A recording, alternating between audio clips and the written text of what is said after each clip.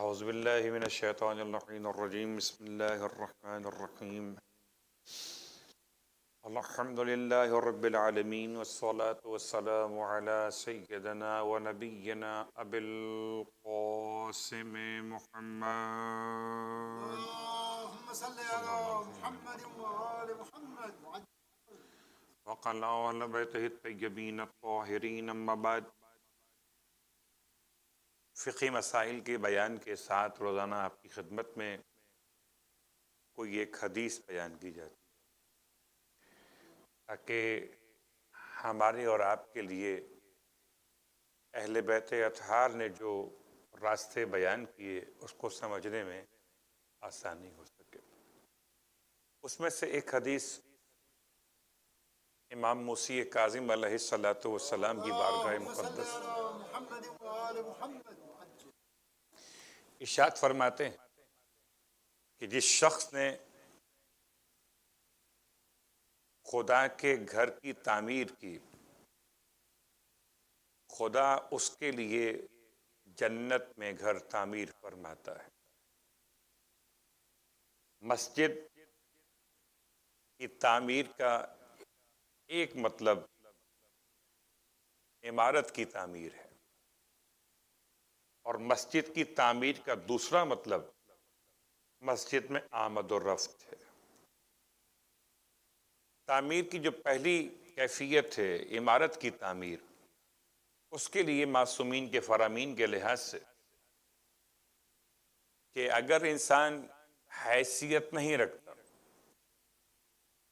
تو کم از کم اگر اتنی بھی تعمیر میں حصہ لے لے کہ جتنا ایک پرندے کا گھونسلہ ہوتا ہے یا ایک بالشت، مسجد کی تعمیر میں انسان حصہ لے ایک بالشت یا پرندے کے گھونسلے کے برابر، ہم کہہ سکتے ہیں اپنی زبان میں، اگر آپ کے علاقوں میں استعمال ہوتی ہے اینٹ یا استعمال ہوتی ہے بلاکس، تو ایک بلاک لگانا ہے یا ایک اینٹ لگانی ہے،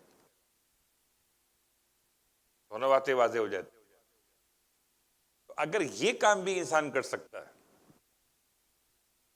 پروردگار عالم ایک بالشت اگر کسی نے مسجد کی تعمیر میں حصہ لیا، خدا اس کے لیے جنت میں ایسے شہر قرار دے گا جن کی مسافت 40,000 میل کے اعتبار سے ہو۔ اللہ اکبر! ایک بالشت۔ اور عمارت کی دوسری قسم جو وہ آپ یہاں بیٹھے ہوئے آ کر، آپ کا یہاں پر آ کر بیٹھنا جو ہے، مسجد میں جا کے بیٹھنا، یہ کیا ہے؟ یہ مسجد کی تعمیر کا دوسرا انداز۔ بہرحال ہم سب کو پروردگار عالم وہ دن نصیب کرے جب خدا کے گھر کی تعمیر ہو خدا کے ولی کے ہاتھوں سے، اور خدا کے ولی کے پیچھے ہم سب کو پروردگار عالم نماز کی توفیق اور مہلت عنایت فرمائے۔ آج مسائل ہم شروع کریں وصیت کے احکام۔ مرنا تو سب کو ہے، اور جس کو موت کا یقین نہیں ہے وہ احمقوں کی جنت میں رہتا ہے۔ ہم سب کی تیاری کرتے ہیں مگر موت کی تیاری نہیں کرتے۔ ان تیاریوں میں ایک کا نام وصیت بھی ہے۔ وصیت یہ ہے، آغا سیستانی کی توضیح اور مسئلہ نمبر 2657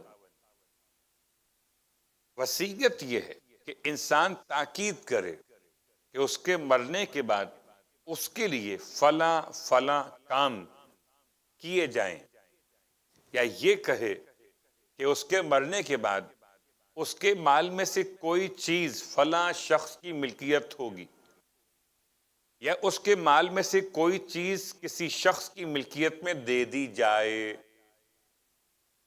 ملکیت ہوگی یا ملکیت میں دے دی جائے، فلاں فلاں کام کیے جائیں۔ یہ وصیت کے الگ الگ انداز کی مثال قائم کی جا رہی ہے۔ یا خیرات کی جائے یا امور خیریہ پر یہ رقم میرے جائیداد میں سے خرچ کی جائے، یا اپنی اولاد کے لیے اور جو لوگ اس کی کفالت میں ہوں مرنے والے کی، ان کے لیے کسی کو نگران اور سرپرست مقرر کرے کہ میرے مرنے کے بعد میرے بچوں کا سرپرست مثلا میرا بھائی ہوگا یا میرا سالہ ہوگا، مثال کسی ایک کا بھی نام آ سکتا ہے۔ اور جس شخص کو وصیت کی جائے اسے وصی کہتے ہیں، وصی جس کو وصیت کی جائے، وصیت کرنے والا موسی کہلاتا ہے، میم واو سواد یہ موسی، اور جس کو وصیت کی جائے اس کو وصی کہتے ہیں۔ اگلا مسئلہ نمبر 2658، جو شخص بول نہ سکتا ہو اگر وہ اشارے سے اپنا مقصد سمجھا دے تو وہ ہر کام کے لیے وصیت کر سکتا ہے۔ یعنی گونگا انسان بھی اپنے مرنے سے پہلے اپنی وصیت کو اشاروں سے بیان کر سکتا ہے، بلکہ جو شخص بول سکتا ہو اگر وہ بھی اسی طرح اشارے سے وصیت کرے، ہو سکتا ہے پرابلم ہو جائے بولنے میں، بیماری ہو، تکلیف ہو، کوئی پرابلم ایسی ہو جو بات نہ کر پائے، تو اشارے سے وہ بھی وصیت کر سکتا ہے جو بول سکتا تھا۔ اس طرح اشارہ کرے کہ اس کا مقصد سمجھ میں آ جائے تو وصیت صحیح ہے۔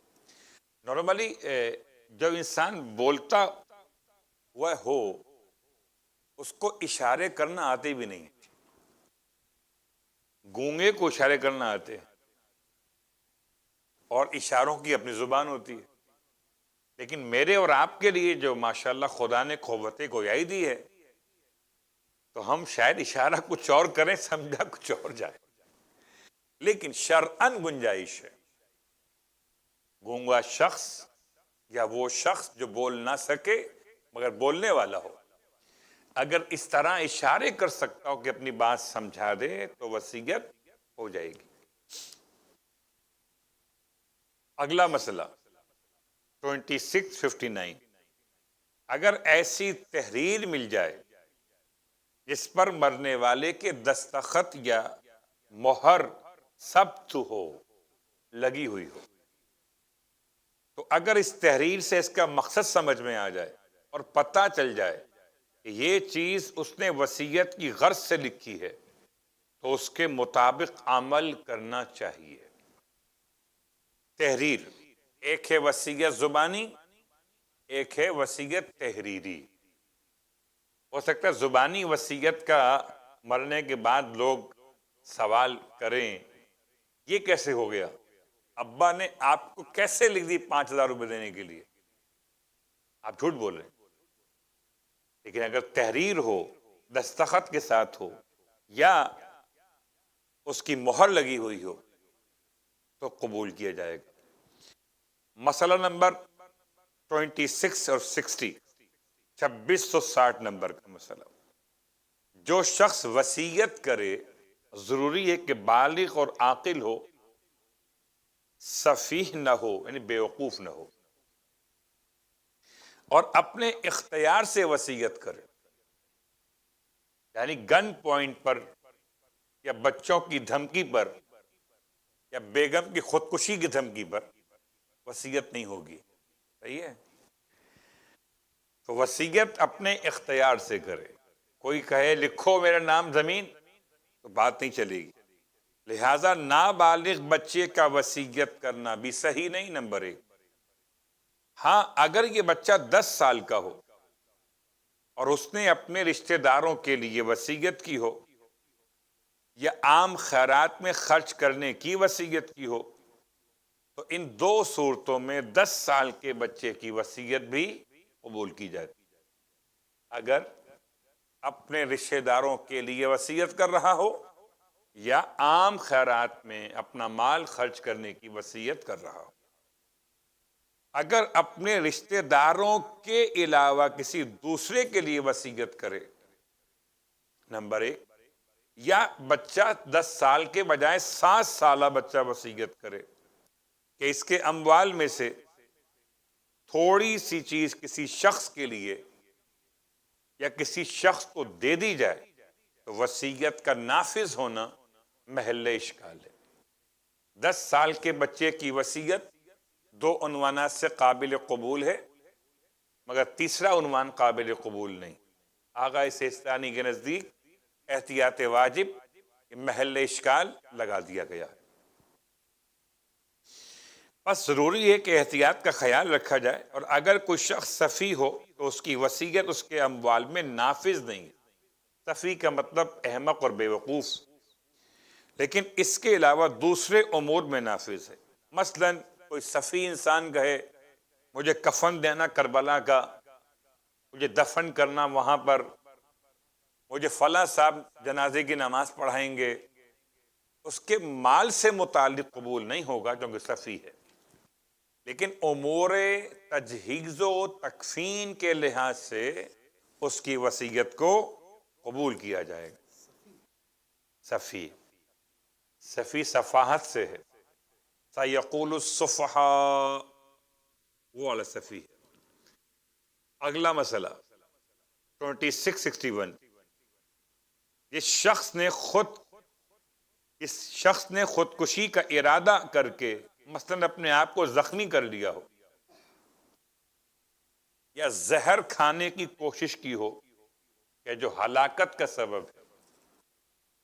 خدا محفوظ رکھے، ایسی بیماریوں سے آج کل ایسی بیماریاں بھی ہو جاتی ہیں تنہائی کی بنیاد پر، ڈپریشن کی بنیاد پر، یا بہت زیادہ انسان ذہنی دباؤ کا شکار ہو جائے مختلف معاملات میں، تو خودکشی جیسا قدم کبھی کبھی سادات مومنین بھی اٹھا بیٹھتے ہیں۔ تو مسئلہ وصیت میں اس کی اہمیت کیا ہے؟ جس شخص نے خودکشی کا ارادہ کر کے اپنے آپ کو زخمی کر لیا یا زہر کھا لیا جو ہلاکت کا سبب ہے، اگر وہ وصیت کرے کہ اب اس کے مال کی کچھ مقدار کسی مخصوص کام میں لائی جائے اور اس کے بعد فوراً وہ مر جائے، تو اس کی وصیت صحیح نہیں ہے۔ خودکشی کرنے والے کا خودکشی کے اٹیمپٹ کرنے کے بعد وصیت کرنا، اس کی وصیت قبول نہیں کی جائے گی، صحیح نہیں۔ مگر یہ کہ اس کی موت اللہ کی راہ میں جہاد کرنے کی وجہ سے،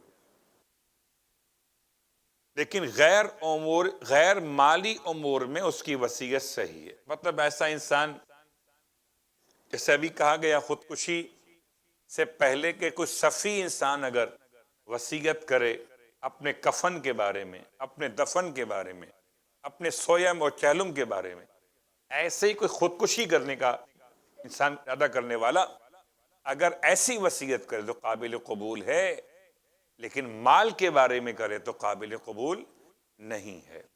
اور چونکہ آج جمعے کا دن ہے اور اب آپ کے سوال و جواب کے بجائے جمعے کے دن دعائے سماعت کی تلاوت کی جاتی ہے۔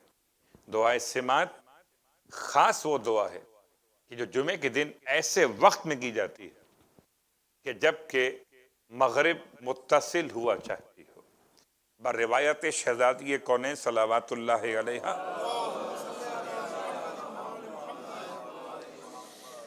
کہ جب سورج آدھا ڈوب چکا ہو اور آدھا ڈوبنے والا ہو، اس وقت کو خاص جمعے کا دن دعاؤں کی قبولیت کا وقت شہزادی نے بیان کیا ہے، اور دعائیں سماعت میں اللہ کے ایسے ایسے نام کا واسطہ دیا گیا ہے کہ آپ پورے ہفتے بھر کے لیے اپنے آپ کو سیکیور کر سکتے ہیں اگر اس دعا کو سمجھ کے پڑھیں یا سن کے اور سمجھ کے پھر اللہ سے طلب کریں۔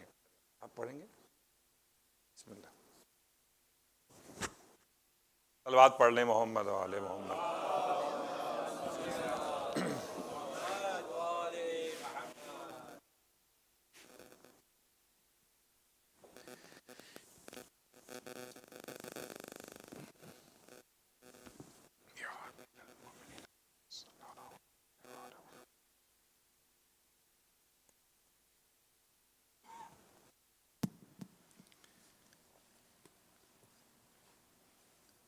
دعائے سماعت۔ اعوذ باللہ من الشیطان الرجیم، بسم اللہ الرحمن الرحیم، ان اللہ وملائکتہ یصلون علی النبی یا ایہا الذین آمنوا صلوا علیہ وسلموا تسلیما۔ اللہم صل محمد وآل محمد۔ بسم اللہ الرحمن الرحیم، اللہم انی اسألک باسمک العظیم الاعظم العز الاجل الاکرم الذي إذا دعيت به على مغالق أبواب السماء للفتح برحمة فتحت، وإذا دعيت به على مضائق أبواب الأرض للفرج انفرجت، وإذا دعيت به على اليسر